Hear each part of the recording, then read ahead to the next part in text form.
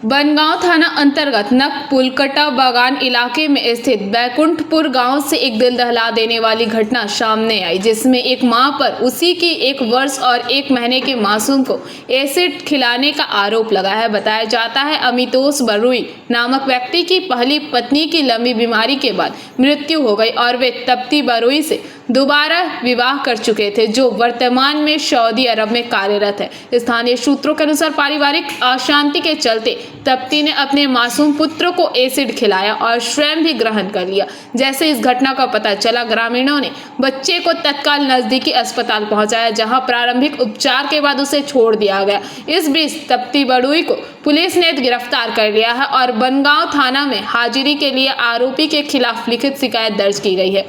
Police अब मामले की गहनता से जांच कर रही है। यह हत्या की कोई पहलू है या पारिवारिक तनाव की वजह से यह दुखद घटना घटी है। ঘটলো অ্যাকচুয়ালি আমি তো জানি না, আমাদের বাড়িটা একটু দূরে। তো আমাকে ফোন করেছিল দাদা, ফোন করে আমাকে ফোনে পাইনি। তো পরে আমি বললাম যে আমি ব্যাক করলাম, বলল যে এরকম এরকম ব্যাপার, আমাদের বাড়িতে একটু যা তো কী হয়েছে। তো আমি বললাম যে কি হয়েছে, তো বলছে যে এরকম এরকম ব্যাপার হসপিটালে। শুনেছি বৌদি ওই বাচ্চা মেয়েটাকে অ্যাসিড খাইয়েছে, তা সেইটুকানি শুনে এটা কার বাচ্চাকে অ্যাসিড নিজের বাচ্চাকে অ্যাসিড খাইয়েছে। কেন অ্যাসিড খাওয়ালো? অ্যাসিড যে কেন খাইয়েছে সেটা আমি তো জানি না, ঠিক আছে। না সেরকম কিছু তো দেখি না বা জানি না। বাচ্চাটা এখন তো ওই তো বড় বৌদির কাছে আছে, খাওয়াচ্ছে, হসপিটালে ছিল, এইমাত্র ডাক্তার দেখিয়ে নিয়ে আসা হলো। এখন মোটামুটি একটু বাচ্চাটা স্বাভাবিক আছে। আর ওর মা যে অ্যাসিড খাইয়েছে, যে অ্যাসিড খাইয়েছে ওর মাকে লকআপে নিয়ে গেছে, সেইটুকানি জানি। আমি তো এখন এলাম, আমি সঠিক জানি না। অভিযোগ করা হয়েছে তো অবশ্যই অভিযোগ করবেন কেন? অবশ্যই। আপনারা এখন কী চাইছেন? আমরা চাইছি একটা বাচ্চার উপরে এভাবে নিরীহ বাচ্চার উপরে যে এইভাবে অ্যাসিড খাওয়াতে পারে, সে মা কেমন না হতে পারে। শাস্তি চাই, অবশ্যই শাস্তি চাই। আপনার নাম? আমার নাম বাপি হালদার। কে হয় আপনার? আমার বৌদি হয়, তিস্তা তো দাদার। Bureau report PVTV news. Raniganj में इतने लग्जरी रूम, वो भी इतने कम प्राइस में। सो मैं बात कर रही हूँ रानीगंज के NSD रोड में लोकेटेड होटल अतिथि इन के बारे में। यहाँ पे आपको फैमिली, फ्रेंड्स और कॉर्पोरेट के लिए रूम्स मिल जाएंगे, वो भी सिर्फ 1500 स्टार्टिंग प्राइस में। यहाँ पे आपको super deluxe room, Dulux room, regular room के साथ साथ प्योर वेज रेस्टोरेंट, जहाँ से आप अपने रूम तक टेस्टी टेस्टी फूड ऑर्डर्स कर सकते हैं। ये होटल हाइजीनिक और क्लीन होने के साथ साथ 27 हेल्पिंग फैसिलिटी भी देती है। High speed wifi, TV with fully AC interior, 24/7 room service, good ambience, clean cupboards, separate geyser facilities, clean washrooms, smoking area. अगर आपका भी प्लान है रानीगंज में स्टे करने के लिए, तो आपके लिए ये एक अच्छा ऑप्शन हो सकता है। आप यहाँ पर रूम ऑनलाइन प्लेटफॉर्म मेक माई ट्रिप से भी बुक कर सकते हैं। अगर आप मेरी वीडियो दिखाते हैं तो आपको मिलेगा एक्स्ट्रा 20% ऑफ। अतिथि इन होटल आपको रानीगंज स्टेशन से 5 मिनट वॉकिंग डिस्टेंस पे मिल जाएगा। और इन्फॉर्मेशन के लिए आप इन्हें कॉल भी कर सकते हैं। Thank you for watching. Canning के पियाली नदी में बुधवार सुबह एक आधा जला शव मिलने से इलाके में सनसनी फैल गई। घटना का दायरा बढ़ते ही पुलिस ने मृत खेतन के बेटे अरुण उरांव को गिरफ्तार कर लिया है। मृतक का शीतला उरांव इटखोला पंचायत के ग्राहकवाल बैकुंठपुर गांव की निवासी थी। बुधवार सुबह उनका देहांत हो गया। अंतिम संस्कार हेतु स्थानीय कालिंगंगा सौदा स्थल पर बेटे अरुण उरांव ने गाँव वालों को ले जाकर उन्हें दाह संस्कार के लिए बुलाया। घटना उसी समय अटपटी बन गई जब शव आधी जली हुई हालत में नदी में फेंक कर संस्कार स्थल छोड़ दिया गया। स्थानीय लोग जब नदी में वही शव तैरते हुए देखे, उन्होंने ताज्जुब और भय का सामना किया। पुलिस को सूचना मिली और शव को बरामद कर मैनागुड़ी थाना पुलिस द्वारा पकड़े गए अरुण उरांव को गिरफ्तार कर लिया गया। शव को कानिंग महकमा अस्पताल भेजा गया है, जहां से इसे पोस्टमार्टम के लिए जलपाईगुड़ी मेडिकल कॉलेज भेजा जाएगा। यह जानकर सभी चौंके कि शव को पूरी तरह नहीं जलाकर नदी में क्यों फेंका गया। एक मृतक होने पर पारंपरिक रूप से उसे समुचित ढंग से दाह संस्कार के बाद विसर्जित किया जाता है। पुलिस अब इस संदिग्ध परिस्थिति की विस्तार से जांच कर रही है। पुलिस गिरफ्तार की पुष्टि करती है कि मामले को हत्या की श्रेणी में डालकर जांच की जा रही है। पुलिस प्रशासन ने स्पष्ट किया है कि सच सामने आने तक न्याय प्रक्रिया को पूरा किया जाएगा। यह मामला अभी भी जांच के दायरे में है। पुलिस की अगली कानूनी कार्रवाई और पोस्टमार्टम रिपोर्ट का इंतजार है। কি নাম? বাড়ি কোথায়? হাফ পড়ালে কেন? যারা পড়াচ্ছিল 3-4 ছিল আমার বলেনি কিছু, যারা লাস্টে বলে জল দেবে এসো, তারা ফেলে দিয়ে চলে গেছে? আমার বললো হয়ে গেছে পড়ানো, তারপর হয়ে গেছে। তুমি যে শ্মশানে নিয়ে গেছিলে তোমার কাছে কোনো ডেথ সার্টিফিকেট ছিল? এর মধ্যে শ্মশানে একটা ইয়ে ছিল কাগজ যে না নিয়ে গেলে পড়ানো যাবে না, আর আমাদের অঞ্চল সার্টিফিকেট দিল নেম হয়। পুলিশ তো বলছে কিছু ছিল না, ওই জন্য নিয়ে এসছে। নেম হয় নিয়েছে, বলে যদি প্রয়োজন হয়। মেম্বারের নাম কি? গঙ্গুলি মিত্রা। কালকে আমি যাবো সকালে। এটা কে? মা মরেছে কবে? আজ সকালে কি নাম মা? শীতলা সেদ্ধা বাড়ি কোথায়? বৈকণ্ঠপুর তোমার নাম কি? সেদ্ধা। Bureau report PVTV news.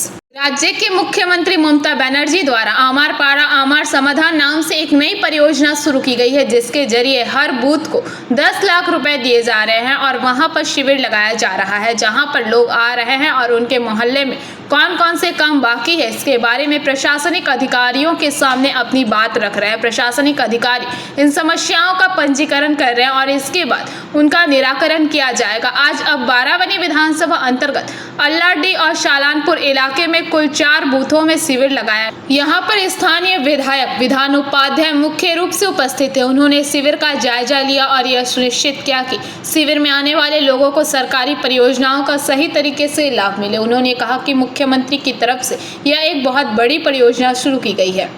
আমাদের পাড়া আমাদের সমাধান, যেটা পশ্চিমবঙ্গের মাননীয় মুখ্যমন্ত্রী মমতা বন্দ্যোপাধ্যায় প্রতিটি পাড়াতে মানুষের যে ছোট ছোট কাজ আছে সেই কাজগুলো যাতে সামনাসামনি মানে অফিসারদের সামনে প্রশাসনিক লোকদের সামনে যাতে বলে কাজগুলো করাতে পারে তার ব্যবস্থা। আজকে আমাদের আল্লাডি পঞ্চায়েতের দুটো বুথে হলো আর আমাদের সালানপুর পঞ্চায়েতের দুটো বুথে হলো। সব ছোট ছোট কাজ, কোথাও লাইট, কোথাও ড্রেন, কোথাও পুকুরঘাট, আইসিডিএস সেন্টার, স্কুল, এইসব কাজগুলো সব তুলে ধরেছে এবং যত তাড়াতাড়ি সময় কাজগুলো করা যায় তার চেষ্টা সরকার করছে। आसनसोल से बीजू मंडल की रिपोर्ट पीवीटीवी न्यूज। रानीगंज में इतने लग्जरी रूम, वो भी इतने कम प्राइस में। सो मैं बात कर रही हूँ रानीगंज के एनएसडी रोड में लोकेटेड होटल अतिथि इन के बारे में। यहाँ पे आपको फैमिली, फ्रेंड्स और कॉर्पोरेट के लिए रूम्स मिल जाएंगे, वो भी सिर्फ 1500 स्टार्टिंग प्राइस में। यहाँ पे आपको super deluxe room, Dulux room, regular room के साथ साथ प्योर वेज रेस्टोरेंट, जहाँ से आप अपने रूम तक टेस्टी फूड ऑर्डर्स कर सकते हैं। ये होटल हाइजीनिक और क्लीन होने के साथ साथ 27 हेल्पिंग फैसिलिटी भी देती है। High speed wifi, TV with fully AC interior, 24/7 room service, good ambience, clean cupboards, separate geyser facilities, clean washrooms, smoking area. अगर आपका भी प्लान है रानीगंज में स्टे करने के लिए तो आपके लिए ये एक अच्छा ऑप्शन हो सकता है। आप यहाँ पर रूम ऑनलाइन प्लेटफॉर्म मेक माई ट्रिप से भी बुक कर सकते हैं। अगर आप मेरी वीडियो दिखाते हैं तो आपको मिलेगा एक्स्ट्रा 20% ऑफ। अतिथि इन होटल आपको रानीगंज स्टेशन से 5 मिनट वॉकिंग डिस्टेंस पे मिल जाएगा। और इन्फॉर्मेशन के लिए आप इन्हें कॉल भी कर सकते हैं। Thank you for watching. सड़क हादसों को कम करने के लिए आसनसोल दुर्गापुर पुलिस कमिश्नरेट के ट्रैफिक विभाग की तरफ से लगातार प्रयास किया जा रहा है। आज इसी कड़ी में आसनसोल के भगत सिंह मोड़ पर ट्रैफिक विभाग की तरफ से एक कार्यक्रम का आयोजन किया गया। इसके जरिए ट्रैफिक विभाग के अधिकारियों ने लोगों को ट्रैफिक नियमों के बारे में जागरूक करने और ट्रैफिक नियमों का पालन करते हुए गाड़ियों के परिचालन के लिए उत्साहित किया। इस मौके पर यहाँ DCP traffic PVG Satish, ACP traffic Vishwajeet Shah, Indrajeet Dey के अलावा ट्रैफिक विभाग से जुड़े तमाम अधिकारी, कर्मचारी, सिविक वॉलेंटियर उपस्थित थे। कार्यक्रम के बारे में जानकारी देते हुए पीवीजी सतीश ने बताया कि ट्रैफिक विभाग की तरफ से सड़क हादसों को कम करने के लिए प्रयास किया जा रहा है। ट्रैफिक अधिकारी चाहते हैं कि सड़क हादसे शून्य पर आ जाए, इसके लिए प्रयास किया जा रहा है।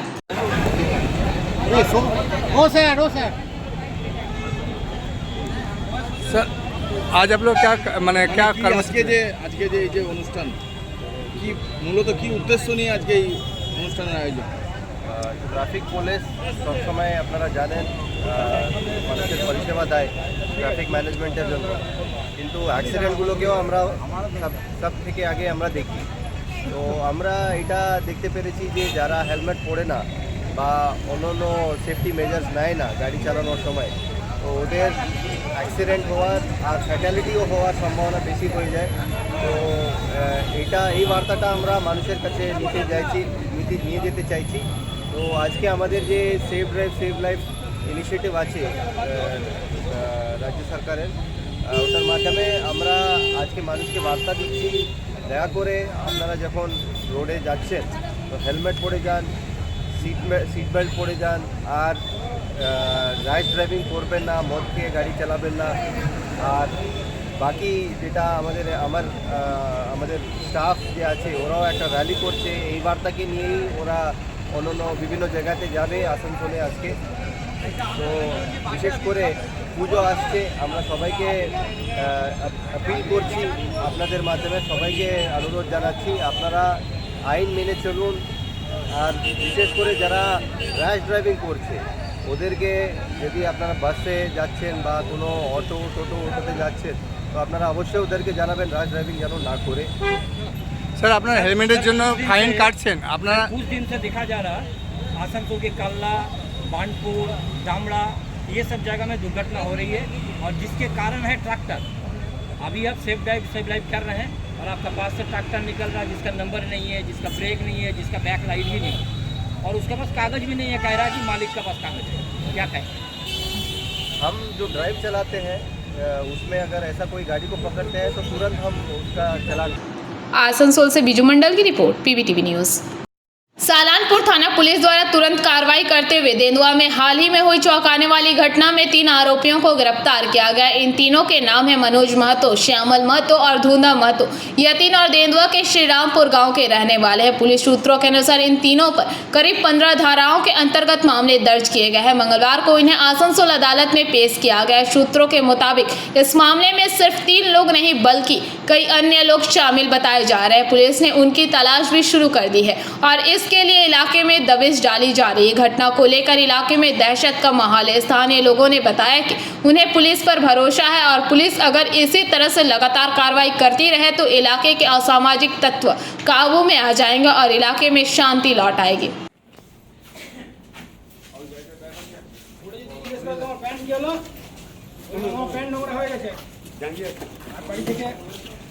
বাড়ির লোক জানো তো? এই কোনটা লোক তো? কোনটা কে? কোনটা লোক তোর? এদিকে কোনটা লোক? জানতে পড়ে আছে তোমার?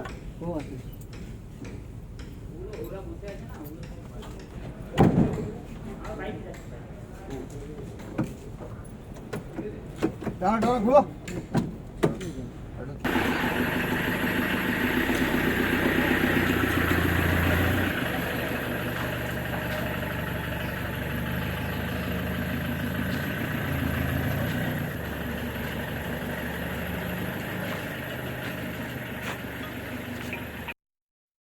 आसनसोल से बीजू मंडल की report, PVTV news. Social media पर लोकप्रिय इन्फ्लुएंसर और यूट्यूबर सोहिनी गंगोपाध्याय ने अपनी प्रेगनेंसी यात्रा को फ्रेंड्स और फॉलोअर्स के साथ साझा किया था, लेकिन दुखद रूप से 22 अगस्त को उन्होंने अपने गर्भास्थ शिशु को खो दिया। इस हादसे के बाद बहुत से लोग साधारण टिप्पणी से आगे बढ़कर डॉक्टर की लापरवाही की बातें करने लगे। अब इस मामले में सोहिनी ने भावनात्मक और दमदार प्रतिक्रिया दी है। सोहिनी ने मंगलवार को अपने पति अनिर्वाण देरवाई के साथ एक वीडियो पोस्ट किया जिसमें उन्होंने पूरे दिन की घटनाएं क्रमबद्ध तरीके से साझा की। सुबह सोहिनी ने महसूस किया कि उनका गर्भास्थ शिशु गतिहीन था। उन्होंने डॉक्टर को फोन किया जिन्हें तुरंत चेकअप के लिए बुलाया गया। अल्ट्रासाउंड से पता चला कि शिशु के गले में कॉर्ड लिपट रहा था और डॉक्टर ने बताया कि बच्चे की स्थिति बेहद नाजुक है। इसके बावजूद डॉक्टर शव तक पहुंच ही नहीं पाए। उन्होंने क्लास कराने के लिए सोहिनी को अस्पताल में भर्ती कराते हुए छोड़ दिया। डॉक्टर उस समय क्लास लेने चले गए। अस्पताल में ऑक्सीजन और अन्य जरूरी उपचार नहीं मिले। 12 बजे के बाद सोहिनी को शिशु की कोई गतिविधि महसूस नहीं हुई, लेकिन डॉक्टर वापस नहीं आए। डॉक्टर ने बाद में बताया कि बच्चा मृत्यु पूर्व ही शिशु की धड़कन नहीं मिली थी। डॉक्टर SN दास ने खुद वीडियो पोस्ट करके अपना पक्ष बताया। उन्होंने कहा कि 22 अगस्त सुबह उन्हें फोन पर मिली जानकारी की सोहिनी को शिशु की गतिविधि महसूस नहीं हो रही है। तुरंत बुलाकर जांच में पाया गया कि शिशु की धड़कन नहीं सुनाई दे रही थी और मां का ब्लड प्रेशर भी बेहद उच्च था। डॉक्टर ने कहा कि शिशु का वजन कम था। अधिक जोखिम होने के कारण सिजेरियन नहीं किया जा सकता था। बाद में एक्यूट इंटरनल ब्लीडिंग देखने पर डॉक्टर ने ही ऑपरेशन कर मां को बचाया। वे कहते हैं कि अस्पताल में शिशु की धड़कन कभी नहीं मिली और प्रारंभिक अति उत्साहपूर्ण अल्ट्रासाउंड रिपोर्ट पर भी संदेह व्यक्त किया गया। वह और उनके परिवार मिली जानकारी और तथ्यों के साथ सामने आएंगे, लेकिन अभी वह मानसिक और शारीरिक रूप से इस तरह के सवालों का सामना करने में असमर्थ है। उन्होंने सोशल मीडिया से अपील की है कि इस दुख भरे समय में परिवार को समय और स्थान दें और कृपया ट्रोलिंग और अफवाहें बंद करें। यह विषय सिर्फ व्यक्तिगत दर्द नहीं बल्कि स्वास्थ्य सेवाओं की गुणवत्ता, जिम्मेदारी और संवेदनशीलता पर भी सवाल खड़ा करता है। सोहिनी और उनके परिवार की गोपनीयता की रक्षा और उचित जांच की उम्मीद अब बढ़ी है। Bureau report PBTV news. आदिवासी समुदाय के कर्मा पूजा उत्सव के ठीक बाद जिले के मैनागुड़ी ब्लॉक के रामसाई बाजार इलाके में एक पति द्वारा पत्नी की हत्या की सनसनीखेज घटना सामने आई है। मृतका की पहचान प्रमिला उड़ाव के रूप में हुई है। जानकारी के अनुसार राजकुमार उड़ाव और उसकी पत्नी प्रमिला उड़ाव बुधवार रात मुंशी लाइन इलाके में कर्मा पूजा में शामिल होने गए थे। दोनों ने वहां रात बिताई और तड़के सुबह घर लौटे, लेकिन इसके कुछ ही देर बाद इलाके में यह खबर फैल गई कि राजकुमार ने अपनी पत्नी की हत्या कर दी और फरार हो गया। घटना की खबर मिलते ही मैनागुड़ी थाने की पुलिस मौके पर पहुंची और शव को कब्जे में लेकर जलपाईगुड़ी अस्पताल भेजा। प्रारंभिक जांच के अनुसार पति पत्नी के बीच किसी बात को लेकर विवाद हुआ था, जिससे गुस्से में आकर पति ने पत्नी की हत्या कर दी, ऐसा पुलिस को संदेह है। हालांकि हत्या के पीछे की वास्तविक वजह स्पष्ट नहीं है। पुलिस ने मामला दर्ज कर आरोपी राजकुमार उरांव की तलाश शुरू कर दी है।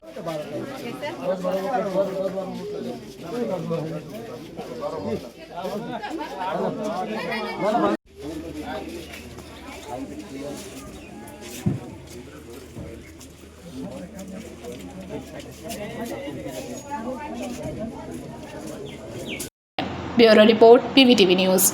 रानीगंज में इतने लग्जरी रूम, वो भी इतने कम प्राइस में। सो मैं बात कर रही हूँ रानीगंज के NSD रोड में लोकेटेड होटल अतिथि इन के बारे में। यहाँ पे आपको फैमिली, फ्रेंड्स और कॉर्पोरेट के लिए रूम्स मिल जाएंगे, वो भी सिर्फ 1500 स्टार्टिंग प्राइस में। यहाँ पे आपको super deluxe room, Dulux room, regular room के साथ साथ प्योर वेज रेस्टोरेंट, जहाँ से आप अपने रूम तक टेस्टी फूड ऑर्डर कर सकते हैं। ये होटल हाइजीनिक और क्लीन होने के साथ साथ 27 हेल्पिंग फैसिलिटी भी देती है। High speed wifi, TV with fully AC interior, 24/7 room service, good ambience, clean cupboards, separate geyser facilities, clean washrooms, smoking area. अगर आपका भी प्लान है रानीगंज में स्टे करने के लिए तो आपके लिए ये एक अच्छा ऑप्शन हो सकता है। आप यहाँ पर रूम ऑनलाइन प्लेटफॉर्म मेक माई ट्रिप से भी बुक कर सकते हैं। अगर आप मेरी वीडियो दिखाते हैं तो आपको मिलेगा एक्स्ट्रा 20% ऑफ। अतिथि इन होटल आपको रानीगंज स्टेशन से 5 मिनट वॉकिंग डिस्टेंस पे मिल जाएगा। और इन्फॉर्मेशन के लिए आप इन्हें कॉल भी कर सकते हैं। Thank you for watching. Sagardighi panchayat समिति के अध्यक्ष और तृणमूल कांग्रेस नेता मसीउर रहमान को कोलकाता के पार्क स्ट्रीट इलाके से बुधवार शाम गिरफ्तार किया गया। उन पर महिला सदस्यों से दुर्व्यवहार, आपत्तिजनक टिप्पणी और सागरदीघी थर्मल पावर प्लांट के अधिकारियों के साथ झड़प समेत कई संगीन आरोप है। तृणमूल कांग्रेस के वरिष्ठ नेता अभिषेक बनर्जी के निर्देशानुसार जंगीपुर संगठनात्मक जिला अध्यक्ष खलीलुर रहमान ने मसीउर रहमान को 2 बार पद से इस्तीफा देने का नोटिस भेजा था, लेकिन मसीउर ने पार्टी के आदेश को नजरअंदाज करते हुए कोलकाता में छिपकर रहने का रास्ता चुना। सूत्रों के मुताबिक जंगीपुर पुलिस जिले की एक विशेष टीम ने बुधवार शाम को पार्क स्ट्रीट इलाके से मसीउर को धर दबोचा। गुरुवार को उन्हें बहरामपुर जिला सत्र न्यायालय में पेश किया गया। एक तरफ तृणमूल कांग्रेस के अंदर अनुशासन और छवि को लेकर चिंता बढ़ी है, वहीं दूसरी ओर विपक्ष इस गिरफ्तारी को लेकर सत्तारूढ़ दल पर हमला बोल रहा है। पार्टी के भीतर भी इस तरह की चर्चा तेज है कि अनुशासनहीनता के मामलों में सख्त कार्रवाई का दौर शुरू हो चुका है। কিছু বলবেন? আপনি কি নির্দোষ? কি বলবেন? 100% নির্দোষ। আমি কিছু কারোর সামনে বলিও নি। ইস্তফা না দেওয়া পুরোপুরি মিথ্যা। আর এটা পুরোপুরি চক্রান্ত। আমরা যেখানে যেভাবে দলের জন্য কাজকর্ম করেছি যেখানে গেছি পজিটিভ দিকই আছে। আমরা মানুষের জন্য কাজ করেছি। মানুষ সাগরদিঘির মানুষ সেটা বলবে। আমি 2 বছর ধরে কাজ করেছি। কোনো মানুষের সঙ্গে কোনো অন্যায় অবিচার কোথাও ইস্তফা না দেওয়ার কারণে কি গ্রেপ্তার? ইস্তফা না দেওয়ার কারণে কি গ্রেপ্তার করা হলো আপনাকে? সেটা বলতে পারবো না, বলছি আপনি ওই মহিলাকে ইস্তফা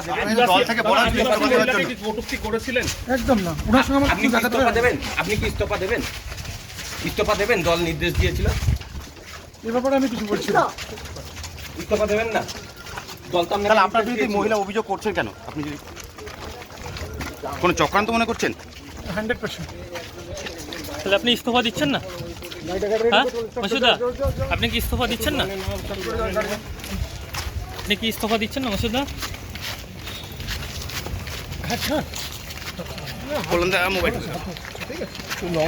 bureau report PVTV news.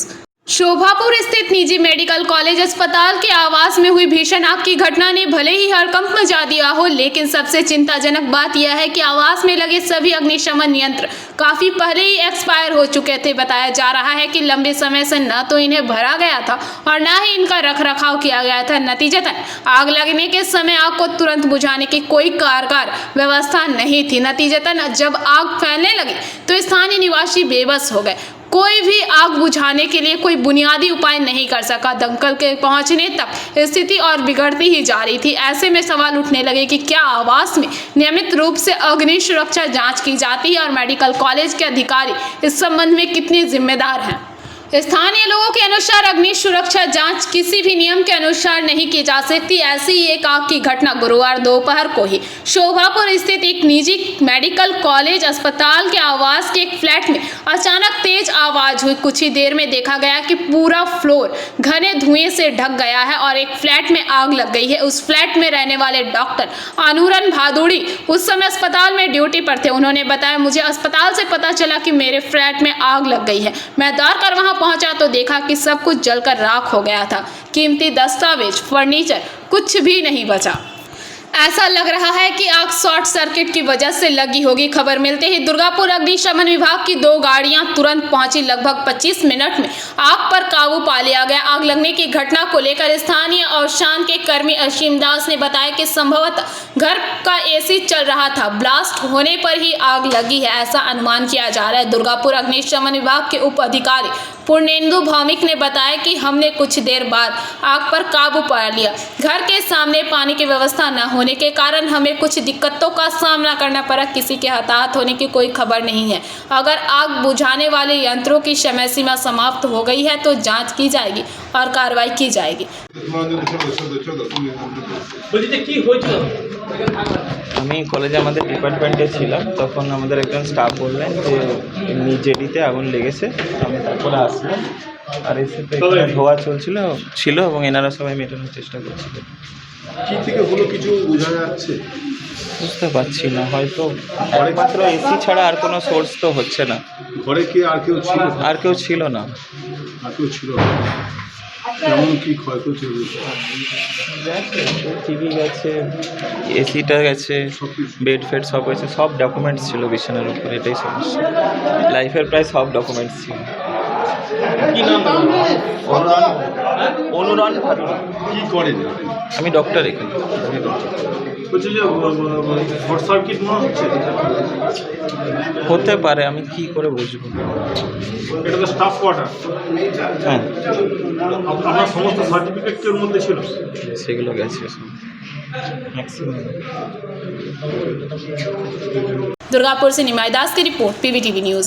Durgapur steel factory employees cooperative society limited चुनाव के लिए नामांकन दाखिल करने का दौर गुरुवार से शुरू हो गया है और शुक्रवार को भी जारी रहेगा। कुल 48 सीटें हैं। चुनाव 22 सितंबर को होना है। तृणमूल समर्थित उम्मीदवारों ने सुबह से ही नामांकन दाखिल कर दिया। आज विपक्ष का कोई भी उम्मीदवार नजर नहीं आया। आसनसोल दुर्गापुर पुलिस कमिश्नर ने दुर्गापुर थाने में भारी संख्या में पुलिस बल तैनात किया था। तृणमूल कार्यकर्ताओं ने बताया कि नामांकन प्रक्रिया शांतिपूर्ण ढंग से चल रही है। সোসাইটি ঠিক আছে, কনজিউমারের ইলেকশনের জন্য নমিনেশন তোলার কাজকর্ম চলছে। ঠিক আছে, আজকে 4 তারিখ এবং পরবর্তী 6 তারিখ আছে নমিনেশন। বলুন আর কিছু। 48টা সিটের 48 নাম্বার ভোট। ভোট 22 তারিখে। 22-এ কি? 22-এ না, 22 সেপ্টেম্বর। 22 সেপ্টেম্বর। এটা কিসের ভোট বললেন? ভোটের নমিনেশন কনজিউমার সোসাইটি। ঠিক আছে, এখন পর্যন্ত কি নমিনেশন তোলা চলছে? নমিনেশন তোলা চলছে। নমিনেশন 6 তারিখেও আছে। বিরোধীরা কি এসছে? বিরোধী তো সবাই এসেছে, ওইভাবে তো বুঝতে পারা যাবে না।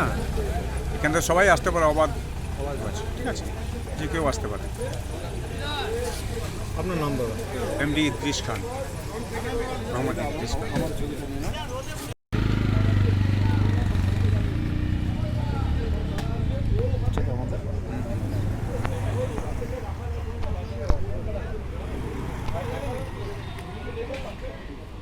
दुर्गापुर से निमाई दास की रिपोर्ट, PVTV न्यूज़।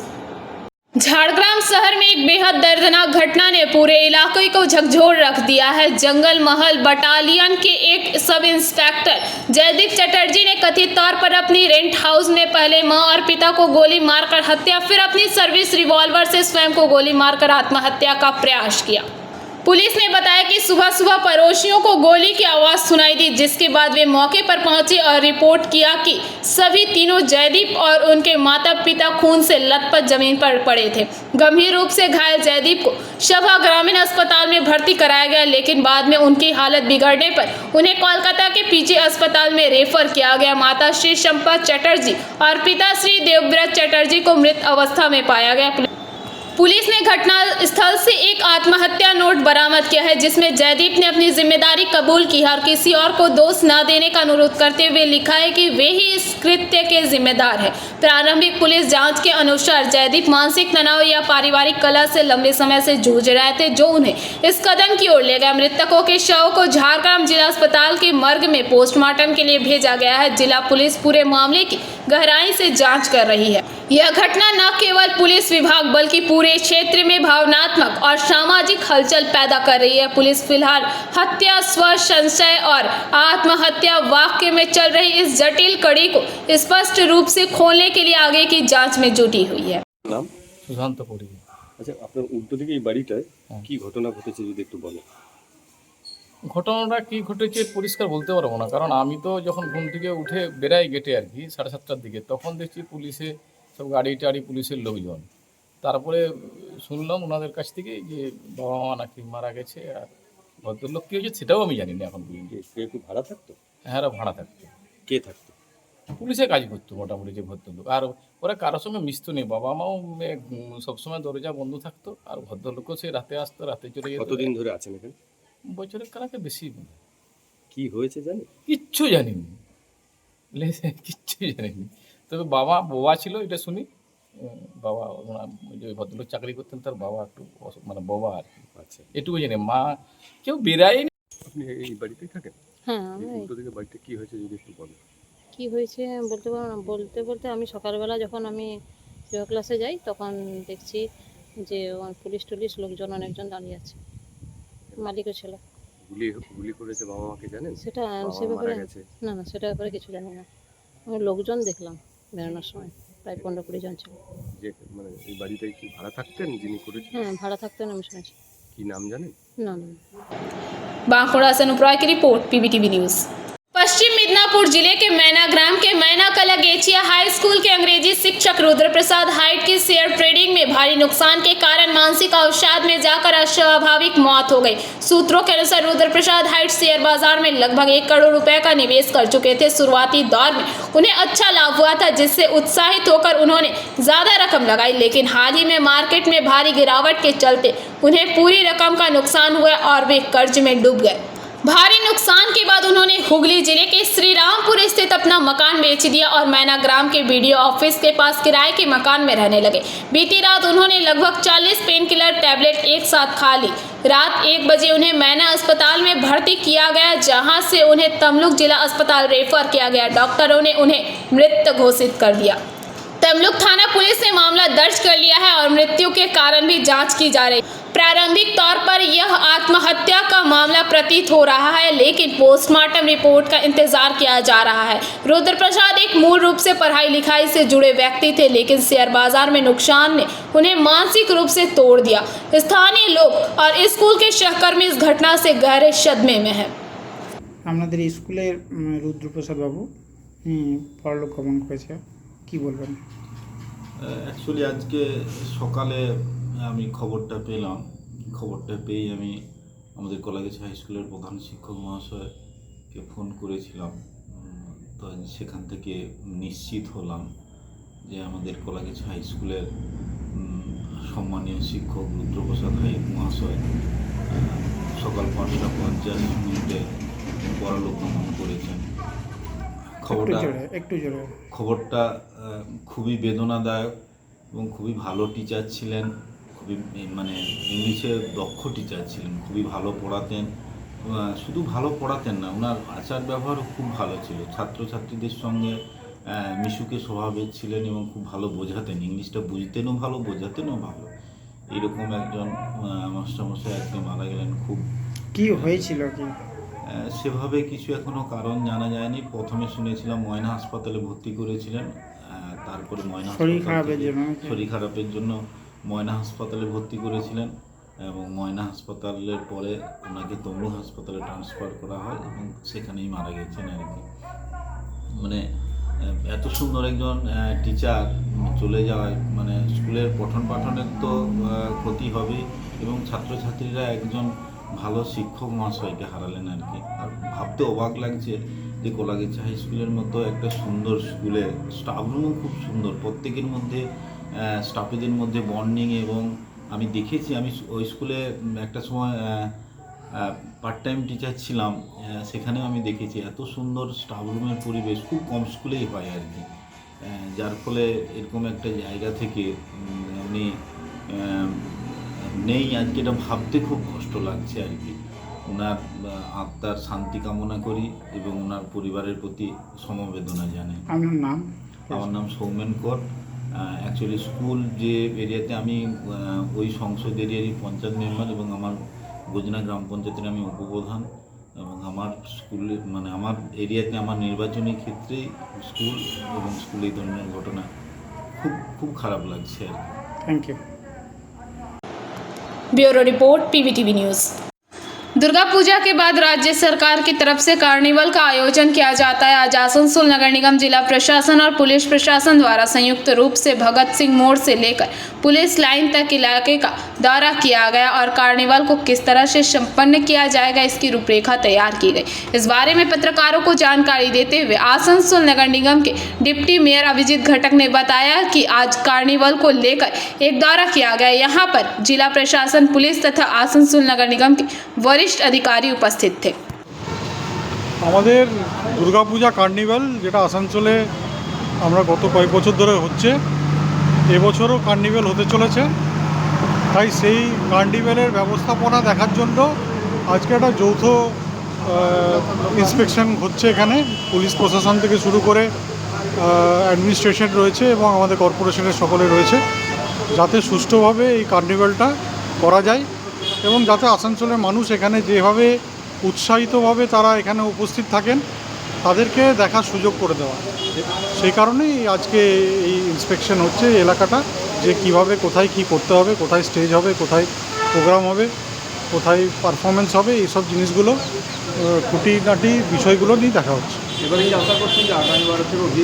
অবশ্যই, কারণ আমরা দেখেছিলাম প্রথমবারের থেকে দ্বিতীয়বারে বেশি ভিড় হয়েছিল, তো তার থেকে আশা করছি যে এবছর আরও বেশি ভিড় হবে।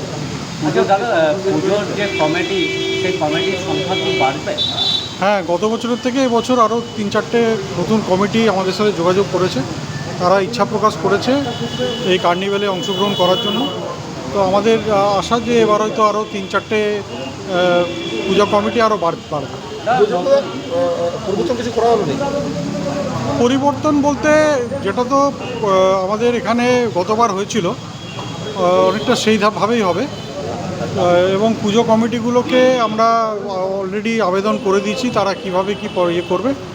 বিশেষ করে গতবার আমাদের একটু বেশি সময় নিয়ে হয়েছিল, আমরা চেষ্টা করছি যাতে বেশি রাত না হয়ে যায় এবং যে সময়টা তাদেরকে ধার্য করা হবে সেই সময়ের মধ্যেই তারা যাতে তাদের পারফরমেন্সগুলো করতে পারে এবং তাদের যে প্রদর্শন সেই প্রদর্শনটা তারা মানুষের সামনে তুলে ধরতে পারে। সেগুলো এখন সিদ্ধান্ত হয়নি, আগামী দিনে হয়তো সিদ্ধান্ত হবে। না, সেরকম এখনো কোনো ফাইনাল কিছু হয়নি। आसनसोल से बीजू मंडल की report PVTV news. Asansol Durgapur police आयुक्तालय के स्थापना दिवस के उपलक्ष्य में रानीगंज के पुलिस थाना पंजाबी मोड़ फाड़ी द्वारा अंडर 13 एक दिवसीय क्रिकेट टूर्नामेंट का सफल आयोजन किया गया। यह टूर्नामेंट 7 दिवसीय कार्यक्रमों का हिस्सा था जो पुलिस आयुक्तालय के स्थापना दिवस को मनाने के लिए आयोजित किया जा रहा है। यह प्रतियोगिता रानीगंज के रोनाई फुटबॉल मैदान में हुई। इसमें क्षेत्र की 5 टीमों अशोक संघ रानीगंज, NKC काजोड़ा, SSCA क्रिकेट अकादमी, स्पोर्ट्स अकादमी निमचा, क्रिकेट अकादमी निमचा ने हिस्सा लिया। टूर्नामेंट के फाइनल मैच में मुख्य अतिथि के रूप में आसनसोल के सांसद की पत्नी पूनम सिन्हा, पार्षद अख्तरी खातून, रानीगंज थाना प्रभारी विकास दत्ता, डॉक्टर एस माझी उपस्थित रहे, जिन्होंने विजेताओं को पुरस्कार वितरित किया। फाइनल मुकाबला अशोक संघ रानीगंज और SSCA क्रिकेट अकादमी रानीगंज के बीच खेला गया। पहले बल्लेबाजी करते हुए अशोक संघ ने 7 ओवर में 4 विकेट खोकर 41 रन का स्कोर बनाया। जवाब में SSCA की टीम 4 विकेट के नुकसान पर केवल 27 रन ही बना सकी। इस तरह अशोक संघ ने 14 रनों से यह मैच जीतकर खिताब अपने नाम किया। टूर्नामेंट में बेहतरीन प्रदर्शन करने वाले खिलाड़ियों में man of the match Vishal Gop, best bowler Shamik Gop, man of the series Zeeshan Sheikh को सम्मानित किया गया।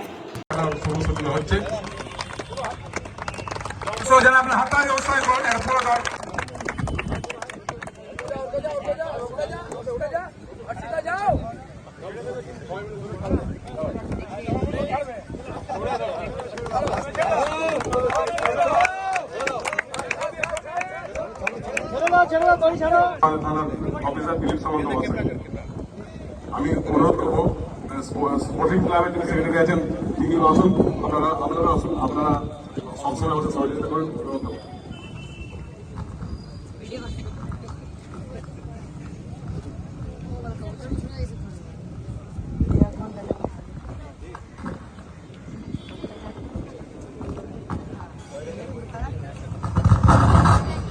रानीगंज में इतने लग्जरी रूम, वो भी इतने कम प्राइस में। सो मैं बात कर रही हूँ रानीगंज के NSD रोड में लोकेटेड होटल अतिथि इन के बारे में। यहाँ पे आपको फैमिली, फ्रेंड्स और कॉर्पोरेट के लिए रूम्स मिल जाएंगे, वो भी सिर्फ 1500 स्टार्टिंग प्राइस में। यहाँ पे आपको super deluxe room, Dulux room, regular room के साथ साथ प्योर वेज रेस्टोरेंट, जहाँ से आप अपने रूम तक टेस्टी फूड ऑर्डर्स कर सकते हैं। ये होटल हाइजीनिक और क्लीन होने के साथ साथ 27 हेल्पिंग फैसिलिटी भी देती है। High speed wifi, TV with fully AC interior, 24/7 room service, good ambience, clean cupboards, separate geyser facilities, clean washrooms, smoking area. अगर आपका भी प्लान है रानीगंज में स्टे करने के लिए, तो आपके लिए ये एक अच्छा ऑप्शन हो सकता है। आप यहाँ पर रूम ऑनलाइन प्लेटफॉर्म मेक माई ट्रिप से भी बुक कर सकते हैं। अगर आप मेरी वीडियो दिखाते हैं तो आपको मिलेगा एक्स्ट्रा 20% ऑफ। अतिथि इन होटल आपको रानीगंज स्टेशन से 5 मिनट वॉकिंग डिस्टेंस पे मिल जाएगा। और इन्फॉर्मेशन के लिए आप इन्हें कॉल भी कर सकते हैं। Thank you for watching.